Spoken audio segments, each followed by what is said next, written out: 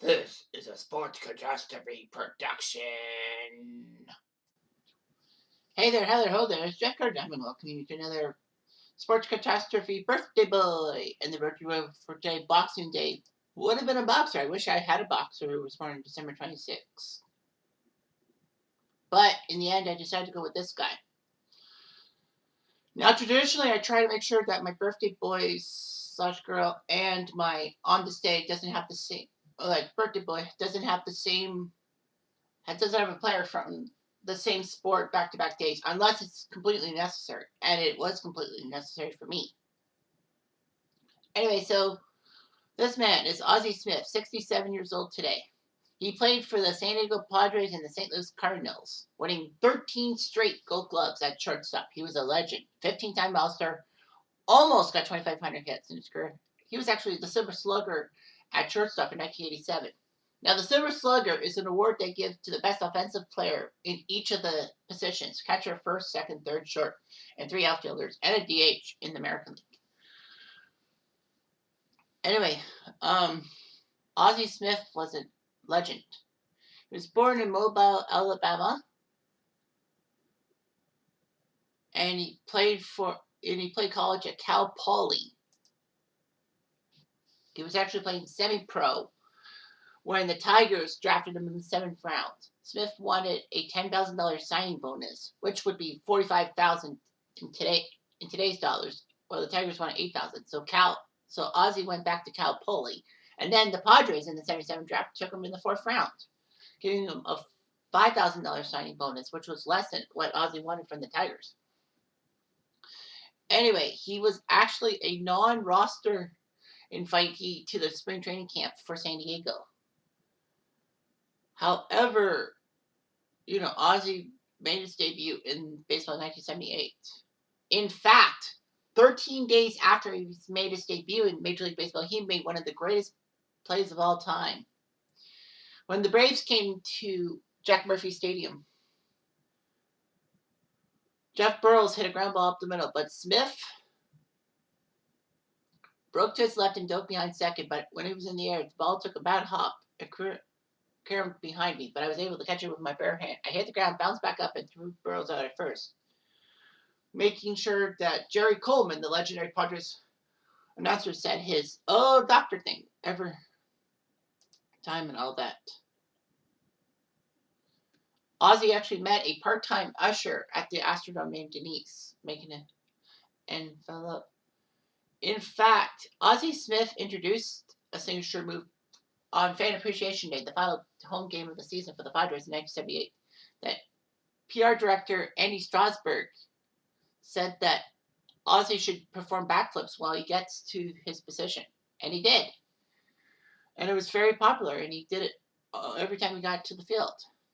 He ended up second in Rookie of the Year to Bob Horner.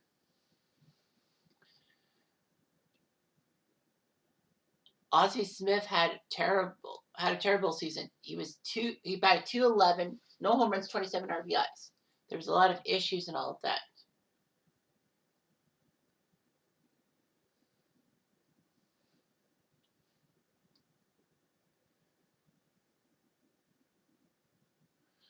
However, Ozzie would do well with the glove. And in 1980, he started his consecutive Gold Glove streak and all that.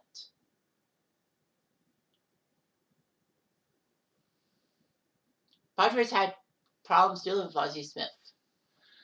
The funny thing is that St. Louis actually had their troubles too, because their shortstop Gary Templeton wasn't helping out. So both Smith and Templeton had problems with their respective teams' organizations. And they decided to trade for each other at the baseball winter meetings. However, Ozzie's 1981 contract had a no-trade clause.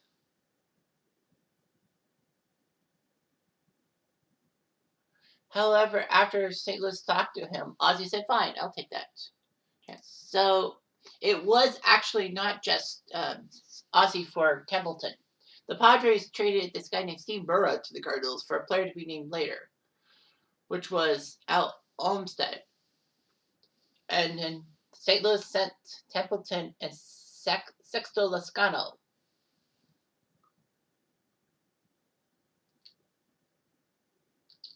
Anyway, Whitey Herzog actually said that Ozzie could do his offensive production by hitting more ground balls. Past the hole, I guess. That's Whitey ball for you. And St. Louis did pretty well for themselves. They got to the NLCS in 1982 and actually swept the Braves. Ozzie was the team starting shortstop in the 1982 World Series against the Brewers. He did very well for himself. He actually was credited with leading a massive rally in Game 7 when they were down 3-1. Ozzie Smith had a base hit to left field, and the Cardinals eventually scored not 1 but 3 runs to win the game, in a sense. Ozzie was given a $1 million per year contract. And Ozzie looked good and all that. In 1985, Ozzie Smith had a .276 batting average and 591 assists. That shortstop thrown in the first, that's an assist. The Cardinals looked good. They were fighting the New York Mets for the NL East crown, which they won. And then they would face the LA Dodgers in the LCS. Best of 7. It was 2-2. Of course, this was when Vince Coleman had that tarp roll up on his knee and ended his season. At 2-2, the Dodgers needed someone, and they called upon Tom Niederfjord to close Ozzie Smith out. And Ozzie would have to bat left-handed. He was a switcher. He would have to bat left-handed against Niederfjord. And he had never got a home run when he was left-handed to the plate. However, he pulled an inside fastball down the right field line for a walk-off home run. And Jack Buck really called it. Smith corks one into right down the line. Go crazy, folks. Go crazy. It's a home run. And the Cardinals have won the game by the score of 3-2 on a home run hit by the Wizard. Go crazy. It was amazing that he did it. So that was huge. Now, here's the fact.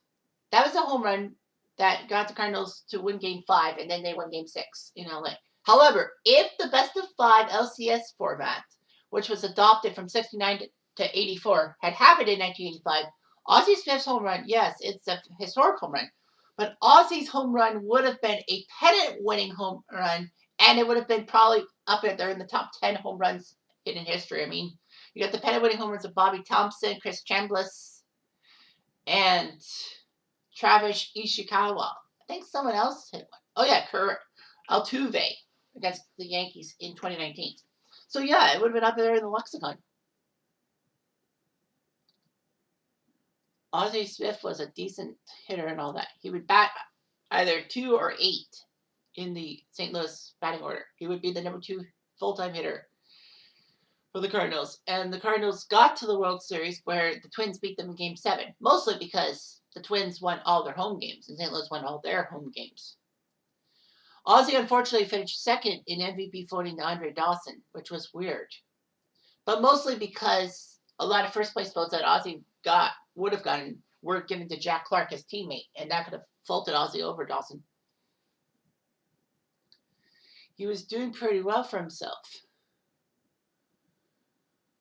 And Ozzie had a thing going for him. He looked pretty good. And of course, as Simpson fans and baseball fans would know, Ozzie was one of the players in the famous Homer at the Bat episode of The Simpsons that had 8 other major leaguers as Mr. Burns tries to win $1 million from his Shelbyville rival. And Ozzie's biggest flaw was that he was a tourist who liked to take pictures, and then he went into the Springfield mystery spot and couldn't come out. So that's why he couldn't play in the big game. In fact, his son Nico actually did in the DVD extras, you could hear Nico do a spot-on impression of Bart Simpson. Nico would go on to try it for American Idol glory. Ozzie was suave hitter. He looked very good for himself. It looked like he was basically done for. And Ozzie actually said in June of '96 that he would retire at the season's end. St. Louis would retire his #1 sweater even though he was still wearing it. All that. The Cardinals got to the NLDS against the San Diego Padres and looked good. They swept the Padres. So now the Cardinals would face the Braves in the NLCS. And a lot of people said that it would be huge. That the Cardinals could get to the '96 World Series and give Ozzie a World Series ring in his final season. They were close. They were up 3-1. Unfortunately, though, Atlanta ended up winning the last 3 games and all that. Ozzie really wasn't playing that much. I think he got injured too many times. So anyway, it was pretty good. In fact, he also has the record for most MLB at-bats without hitting a grand slam. He batted 9,396 times and never hit a grand slam. Wow. Ozzie Smith would become the host of This Week in Baseball in 1997 after Mal Allen's death.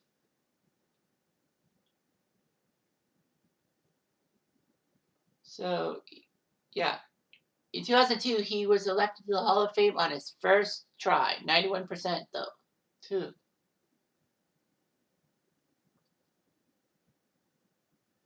So, Ozzie was just an icon and all that. His career hitting thing, 262 with 28 home runs and 793 RBIs in over 2,500 games. Smith is the father of 3 children from his marriage to Denise, Nico, Dustin, and Taryn. And as I said, Nico was top 10 in the 2005 edition of American Idol, which was amazing and all that. So, yeah. Nico did fantastic and all that.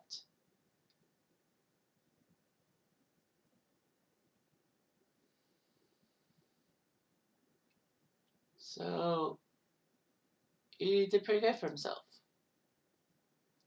What can I say? Anyway, I'm Jeff Diamond. I do.